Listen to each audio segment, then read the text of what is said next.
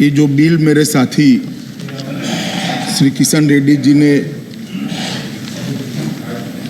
सभागृह के समक्ष लेकर आए, उस पर पक्ष और विपक्ष की काफ़ी सदस्यों ने इसकी चर्चा में हिस्सा लिया है।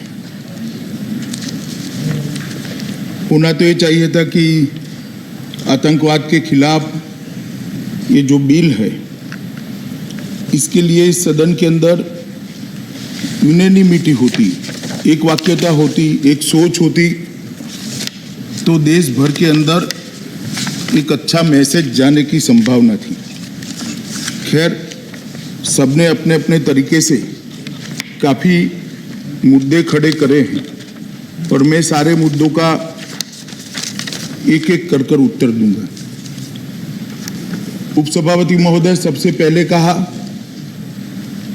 कि अनलॉफुल एक्टिविटी के विरोध के एक्ट में बहुत सारे केस है, बहुत सारे केस लंबित है,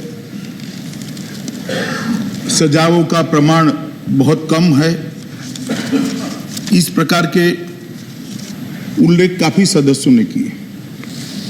माननीय सदस्य कपिल सिब्बल जी से शुरुआत होकर अंत तक ये बात होती रही।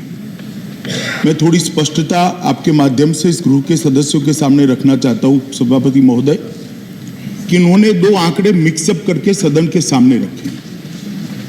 ये एक्ट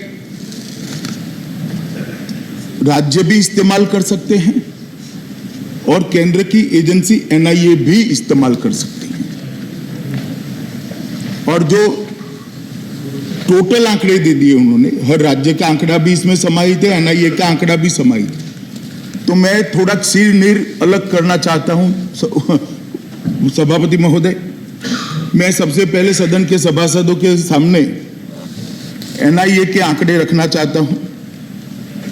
31/7/2019 तक एनआईए ने कुल 278 मामले ये कानून के अंतर्गत रजिस्टर किए।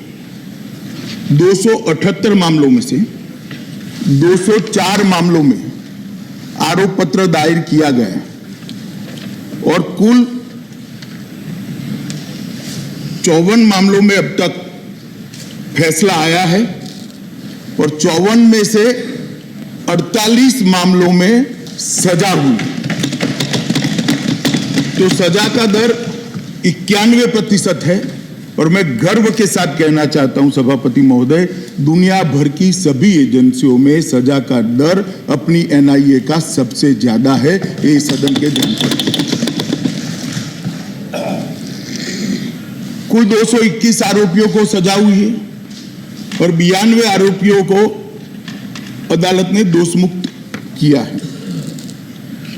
और जो चार्जशीट करने का मामला है, उसमें भी 1 जून 2014 से 19 तक, जुलाई तक 198 में से 131 मामलों में चार्जशीट भी दायर कर दिया गया है। इसलिए दलील किसी भी तरह से तर्कसंगत नहीं है कि कानून का सिर्फ बनाने की प्रक्रिया होती है, इसका उपयोग आतंकवाद को रोकने के लिए नहीं होता है। सभापति महोदय, जिहादी किस्म के केसों में 109 मामले रजिस्टर करे गए। वामपंथी उग्रवाद के मामले में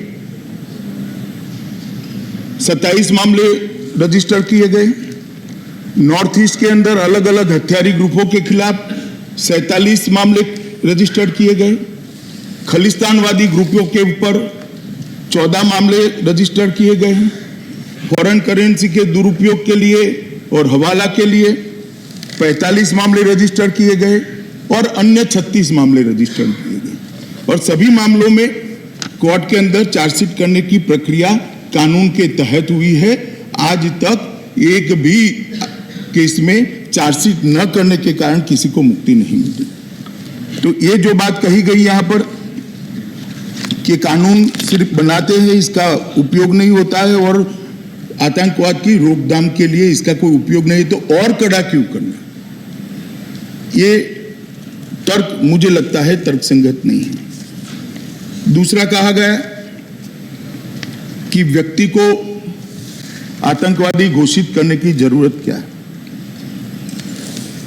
सभापति महोदय, ये आतंकवाद के खिलाफ जो मामले एनआईए रजिस्टर्ड करती है वो बिल्कुल जटिल प्रकार के मामले होते हैं। इनके अंदर साक्ष्य मिलने की संभावनाएं कम होती है। अंतरराज्य मामले होते हैं, अंतरराष्ट्रीय मामले होते हैं। और जब एनआईए के अंदर एनआईए एक दरखास्त लेकर आती है, कानून का उपयोग कर अभी हम संस्थाओं को आतंकवादी संस्था घोषित कर सकते हैं। ये जब करते हैं तो चिदंबरम जी ने कहा कि भाई संस्था तो व्यक्ति से बनती है, जब संस्था को आप आतंकवादी घोषित करते हो तो व्यक्ति को घोषित करने की जरूरत क्या है। मेरा तर्क भी आतंकवादी व्यक्ति को घोषित करने के लिए यही भी है कि संस्था व्यक्ति से बनती है, इसके संविधान से नहीं बनती है। एक संस्था पर प्रतिबंध लगाते हैं, वो दूसरी संस्था खोल लेते हैं। प्रतिबंध लगाने में उसके इसके लिए प्रूफ इकट्ठा करने में और 2 साल चले जाते हैं, तब तक वो आतंकवाद फैलाते रहते हैं, विचारधारा उनकी फैलाते रहते हैं, घटनाएं करते रहते हैं। मैं भी यही कहता हूं आपके माध्यम से माननीय चिदंबरम साहब को कि घटना व्यक्ति नहीं करता और संस्था नहीं करती, व्यक्ति करता है। मगर कानून की छिद्रों का उपयोग कर व्यक्तियां नाम बदलते रहते हैं जब संस्थाओं के, और कई उदाहरण है मान्यवर ऐसे। अनेक लोगों ने अपने संस्था बंद, जैसे ही प्रतिबंध लगता है बंद, नई दुकान खोली, उस पर प्रतिबंध लगाओ, तीसरी दुकान खोली। कब तक प्रतिबंध लगाती जाएंगे? जब तक व्यक्ति को टेररिस्ट घोषित नहीं करते, इनके काम पर, इनके इरादों पर चेक लाना असंभव। और ये कानून, आतंकवाद कोई अपने अकेले देश की समस्या नहीं है माननीय। आतंकवाद वैश्विक समस्या है। दुनिया के कई देशों के अंदर आतंकवाद से पीड़ित सबने अपने अपने कानून बनाए। हम तो थोड़ा लेट ही हो गए मान्यवर। मैं बताना चाहता हूं, यूएसए में व्यक्ति को आतंकवादी घोषित करते हैं, पाकिस्तान में करते हैं, चीन में करते हैं, इजराइल में करते हैं, यूरोपियन यूनियन में करते हैं, और यूएन सिक्योरिटी काउंसिल के रेजोल्यूशन 1267 और 1333 के तहत यूएन भी घोषित करते हैं। और मुझे नहीं मालूम पड़ता कि हमें क्या डर पड़ा है मन के अंदर। और दुरुपयोग की बात कम से कम कांग्रेस के मित्र न करे तो अच्छा है, क्योंकि दुरुपयोग क्या, उनका जो इतिहास है, मैं कहने जाऊंगा तो 7 तारीख तक मेरा भाषण चालू रहेगा, मगर दुरुपयोग का इतिहास खत्म नहीं। इनको मैं इमरजेंसी की याद दिलाना नहीं चाहता। क्या किया था इमरजेंसी? देश के सभी अखबारों पर ताली, दूरदर्शन सरकार का सारे गम गाता था, और सारे के सारे नेता जेल के अंदर 19 महीने तक, किसी को कोई लोकतंत्र देश के अंदर रहा नहीं था। और आप हमें दुरुपयोग की बात कर रहे हैं।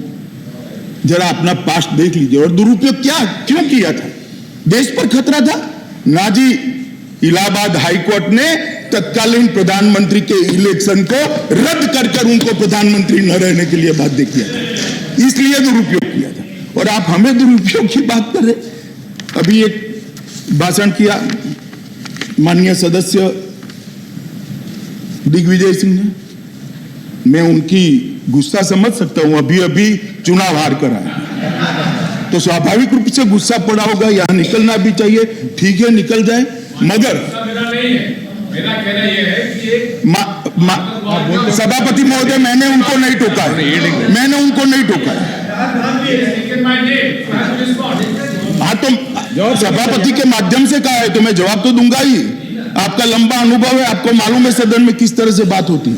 मैंने आपको सीधा एड्रेस नहीं किया, मैं सभापति महोदय के माध्यम से ही एड्रेस कर रहा हूं, और जवाब तो देना ही पड़ेगा और आपको सुनना भी पड़ेगा।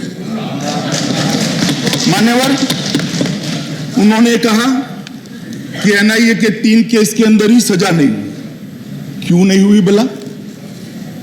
मैं बताना चाहता हूं इस सदन को क्यों नहीं हुई। ये तीनों मामलों में पॉलिटिकल वेंडेटा के आधार पर एक धर्म विशेष को आतंकवाद के साथ जोड़ने का प्रयास किया। मैं बताता हूं मान्यवर,